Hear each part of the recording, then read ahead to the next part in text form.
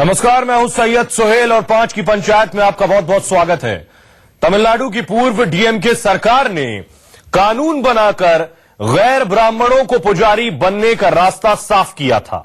शर्तें बस ये थीं कि उन्हें मंदिर की परंपराओं और रीति रिवाजों की जानकारी हो।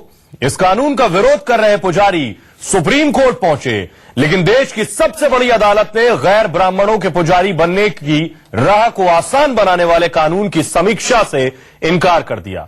आज की 5 की पंचायत में सबसे अहम सवाल भी यही है कि यह परंपरा क्यों जारी रहनी चाहिए। आखिर गैर ब्राह्मणों को मंदिरों में पुजारी क्यों नहीं बनाया जा सकता, इसी पर हम बात करेंगे। पहले एक रिपोर्ट देखिए।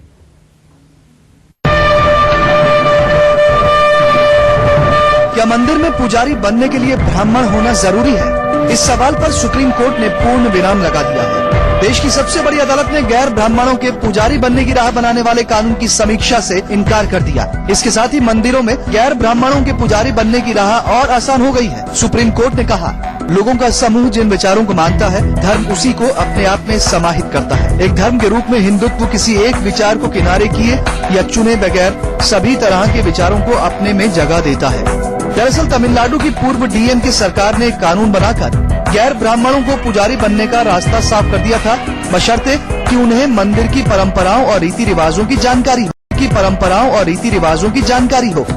तमिलनाडु में डीएमके सरकार के इस फैसले के बाद मदुरई के मीनाक्षी मंदिर के परंपरागत पुजारियों ने सुप्रीम कोर्ट का दरवाजा खटखटाया। पुजारियों की दलील थी कि सरकार के आदेश से हिंदुओं के रीति रिवाज के निर्देशों का उल्लंघन होता है, हिंदुओं की धार्मिक स्वतंत्रता के अधिकार का भी उल्लंघन होता है। हालांकि इस मामले में सुप्रीम कोर्ट ने कोई रूलिंग नहीं दी है, लेकिन देश की सबसे बड़ी अदालत ने मंदिर में गैर ब्राह्मण पुजारियों की नियुक्तियों को लेकर अपना रुख जरूर साफ कर दिया। 5 की पंचायत में आज का सवाल यही है, मंदिरों में गैर ब्राह्मण पुजारी क्यों नहीं? कर्म के आधार पर। चलिए 5 की पंचायत का आज का सवाल सबसे पहले आपके सामने रखते हैं। मंदिरों में गैर ब्राह्मण पुजारी क्यों नहीं? और इस पर चर्चा के लिए हमारे साथ बहुत ही खास मेहमान दीपक दुबे, एस्ट्रोलॉजर, जेके बेनीवाल, स्पिरिचुअल मॉडरेटर, पंडित ब्रह्मदेव वेदालंकर आर्य समाज से हैं, और अजय अग्निवेश अजीवंश फाउंडर हैं hindu.com के। आप सभी का बहुत बहुत स्वागत है। सबसे पहला सवाल मेरा दीपक जी आपसे है कि आखिर ब्राह्मण ही पुजारी क्यों, गैर ब्राह्मण पुजारी क्यों नहीं हो सकता? जो कर्म से ब्राह्मण है दरअसल वही ब्राह्मण है, तो फिर एक दलित पुजारी क्यों नहीं हो सकता? देखिए, जिस मुद्दे को लेकर आज आप बहस कर रहे हैं, मेरे ख्याल से जो सुप्रीम कोर्ट का वर्डिक्ट आया है तमिलनाडु के, नहीं, उस वर्डिक्ट पर हम बात नहीं कर रहे हैं। नहीं, हम सिर्फ ये बात कर रहे हैं कि गैर ब्राह्मण पुजारी क्यों नहीं हो सकता। बहुत जगह गैर ब्राह्मण नहीं, अगर आप उस मुद्दे को नहीं उठाएंगे तो आपका क्वेश्चन जो है इरेलीवेंट हो जाएगा, क्योंकि बहुत से ऐसे मंदिर हैं जहां गैर ब्राह्मण पुजारी भी हैं और वहां वो पूजा करते हैं। बात आज मीनाक्षी मंदिर की है, मदुरई की, जहां की परंपरा है। परंपरा और जो सिस्टम है, संविधान है, दोनों में अंतर है, और परंपराओं का सम्मान करते हुए ही सुप्रीम कोर्ट ने आज ये वर्डिक्ट दिया है कि वहां जो परंपराएं चली आ रही है, परंपरा हम आप सभी बनाते हैं। आपके धर्म में भी परंपराएं, हमारे धर्म में भी परंपराएं हैं, और हमारे में तो यहाँ तक आप क्यों हमारे धर्म करके ना चले? मेरी आपसे हर चीजों में देखिए परंपरा। मेरा साधारण आपसे सवाल है कि गैर ब्राह्मण पुजारी क्यों नहीं हो सकता? आपने कहा परंपराएं हैं। सुप्रीम कोर्ट ने एक बात और आगे कही है कि ये ऐसा धर्म है जिसको कोई एक संस्थापक नहीं, इसका कोई एक धर्म ग्रंथ नहीं, और ना ही इसकी सीखों का एक रूप है। इसे सनातन धर्म के तौर पर बताया गया। एक बात और, लोगों का समूह जिन विचारों को मानता है, धर्म उसी को अपने में समाहित करता है। बेनीवाल जी, आपका रिएक्शन इस पर? देखिए सुहेल साहब, सवाल ये है, इस बात को सारियों को छोड़ दीजिए, सुप्रीम कोर्ट ने क्या कहा है, लोअर कोर्ट ने, अनेकों बार फैसले आए हैं। मेरा मुद्दा मैं आपसे साफ कहना चाहता हूं, ध्यान से आप इस बात को सुनिएगा। जब से सृष्टि हुई है, भगवान ने वेदों को प्रकट किया और उसमें 4 वर्ण, चार ही वर्ण बताए और 4 ही जाति बताई है, ब्राह्मण, क्षत्रिय, वैश्य, शूद्र, और ऐसे ही सन्यास, ब्रह्मचारी, वानप्रस्थ और गृहस्थ। ये 4 वर्ण, 4 आश्रम जो बताए गए हैं, उन वेदों में साफ साफ कहा है ब्राह्मण का काम पूजा करना, ज्ञान देना, ज्ञान लेना, पूजा पाठ करना केवल यही है। और हर एक का वैश्य का ये काम है, व्यापार करना। नहीं, सही नहीं, बिल्कुल सही कह रहे हैं। सही नहीं, वेदों का है, ये मेरा नहीं है, ये भगवान की वाणी का है। ये आपको बता दे। नहीं, आप देखिए, ये क्लैरिफिकेशन जब वेद आर्यों के जरिए आए तो मेरा सवाल आपसे ये कि वर्ण वेद आर्यों के जरिए नहीं आए, सोहेल साहब जी को भगवान के मुख से नहीं, बिल्कुल वेद तो अनादि है, अनादि निद्रा वेद आई, आप वेद को समझना पड़े। ये नहीं, वेद आर्य कहां से आ गए? आर्य तो बाद में आए, मुख से प्रकट। अरे नहीं, बिल्कुल नहीं, ब्रह्मा जी के मुख से प्रकट हुए। मेरा ब्रह्मा जी के भी नहीं हुए, भगवान के मुंह से श्वास से निकले, वो किसी ने बनाए नहीं है, भगवान ने भी नहीं बनाए। आप ठीक कह रहे हैं। मेरा ये कहना है कि इंसान के समाज की एक व्यवस्था है दरअसल ये वर्ण व्यवस्था, और ये कर्म के हिसाब से तय होती है। कर्म की नहीं, ज्ञान जब तक नहीं होगा। देखिए ऐसा है, देखिए आप सुनिए, आगम निगम तो क्या ज्ञान जन्मजात होता है? ज्ञान जन्मजात नहीं होता, ब्राह्मण को दिया गया। नहीं दिया, ब्रह्मा को हृदय में ज्ञान दिया भगवान ने। आया देखिए, हमारे यहाँ यद्यपि शुद्धम लोक विरुद्धम ना करणीयम ना चरणीयम, जन्म से सभी शूद्र पैदा होते हैं। ये एक धारणा है, ये एक मान्यता है, उनके कर्म उनको निर्धारित करते हैं। मैं इस देश का सबसे बड़ा जो दुर्भाग्य है वो ये है, ये जातिवाद की प्रथा। कोई भी व्यक्ति जिसका यज्ञोपवीत संस्कार हो जाए, जिसके बाकी के 12 संस्कार हो जाए, वो मंदिर में पूजा करने का अधिकारी होता है। ये बात मैं पूरे दावे के साथ कह सकता हूँ। लाल बहादुर राष्ट्रीय संस्कृत विद्यापीठ में पौरोहित्य पढ़ाया जाता है, वहां किसी की जाति नहीं देखी जाती, सबको पौरोहित्य का शिक्षण आप कह रहे हैं पुजारी हो सकता है?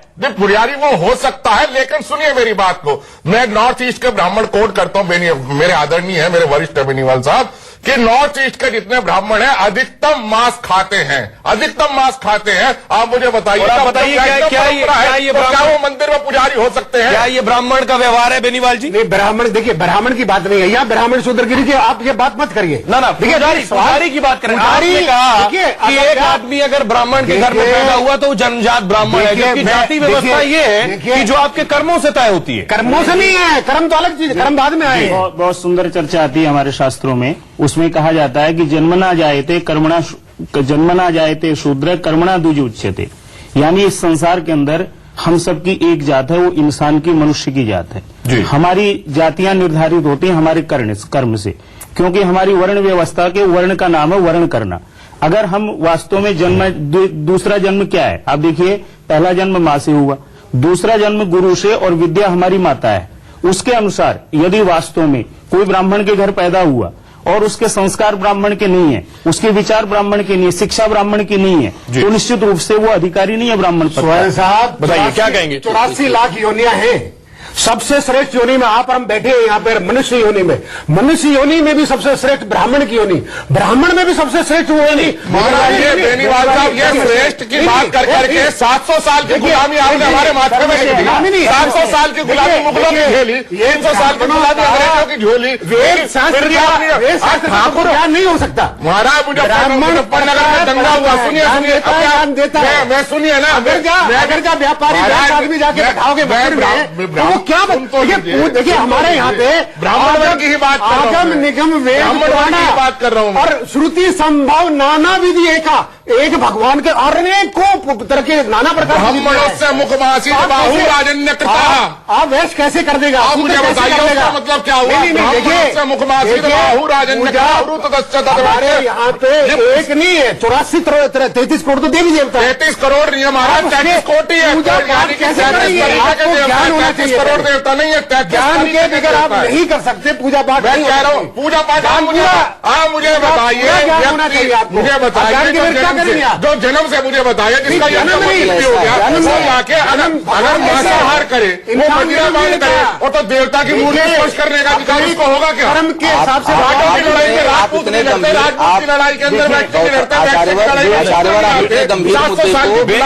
एक बात बताइए, सवाल फिर वही कह रहा हूँ बेनीवाल जी, सवाल फिर वही है, क्या ज्ञान जन्मजात होता है? ज्ञान जन्मजात नहीं होता। बेनीवाल साहब जो कुंडली बनी है, कुंडली नहीं है, सोहेल साहब सुनिए,